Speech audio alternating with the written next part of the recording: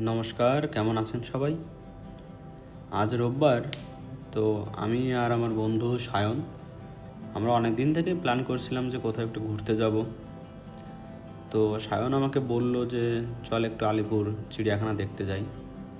So আমি তো কলকাতায় অনেক দিন এসেছি, শহরটা আমার কাছে নতুনই এখনও, কেননা কোথাও ঘুরতে যাওয়া হয়নি। তো বললাম ঠিক আছে, চল যাই দুজনে। তো এই জন্য আমরা বের হলাম একটু সকাল সকালে। আর আজ ওয়েদারটা খুবই সুন্দর, আকাশে একদম মেঘমুক্ত আকাশ, রৌদ্রোজ্জ্বল দিন। তো আমরা মূলত থাকি সল্টলেক সেক্টর 3-তে। সো এখান থেকে আমাদের কাছে সহজ হয় যদি আমরা সেক্টর 3 থেকে চিংড়িঘাটা পর্যন্ত একটু হেঁটে যাই, তারপর চিংড়িঘাটা থেকে একটি অটো নিয়ে শিয়ালদা, এবং শিয়ালদা থেকে বাসে করে আলিপুর জুতে। সো সেভাবেই আমরা দুজনে প্ল্যান করলাম এবং চিংড়িঘাটা থেকে অটোতে চেপে আমরা শিয়ালদাতে যাই। আর শিয়ালদা থেকে 230 নম্বর বাসটি ধরে আমরা আলিপুরে যাওয়ার জন্য বাসে চড়ে বসলাম। এবং বাসে যেতে যেতে চারপাশটা এত সুন্দর দেখাচ্ছিল, কি সুন্দর করে সাজিয়ে রেখেছে শহরটা।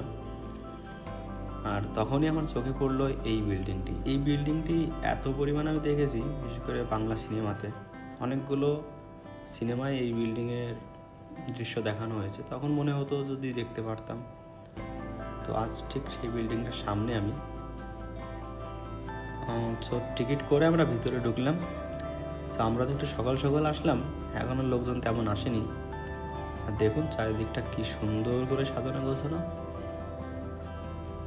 সো চলুন তাহলে দেখি আমরা কি কি দেখা যায় এখানে, আর আপনাদের সাথে শেয়ার করতে থাকি।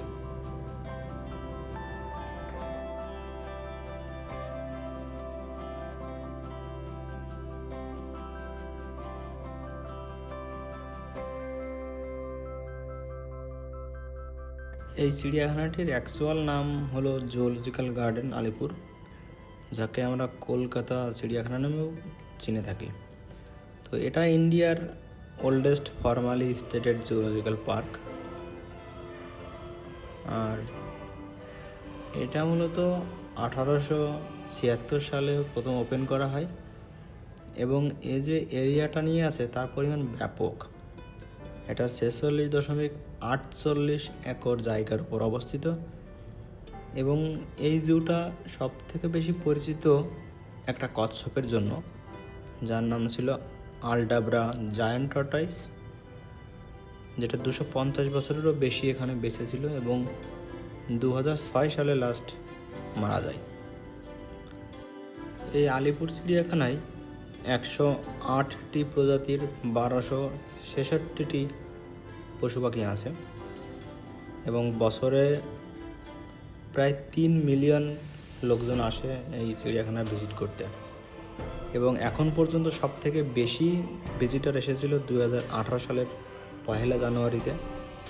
সেদিন প্রায় 1,10,000 ভিজিটার একদিনে ভিজিট করে। আর এই ভিডিও ফুটেজগুলো মূলত আমি আমার আইপ্যাড দিয়ে নিচ্ছিলাম। ওখানে বাচ্চা যারাই ছিল সবাই খুবই কিউরিয়াস যে এটা কি।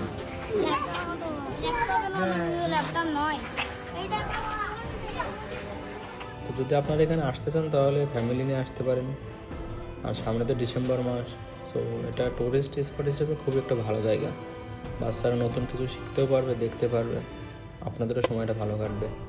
তো আজকের এই ভিডিওটা এই পর্যন্তই।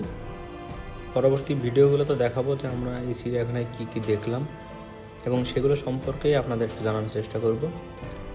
সো সে অবধি সকালে ভালো থাকবেন। আর আমার এই ভিডিওটা দেখার জন্য আপনাদের সকলকে জানাই ধন্যবাদ।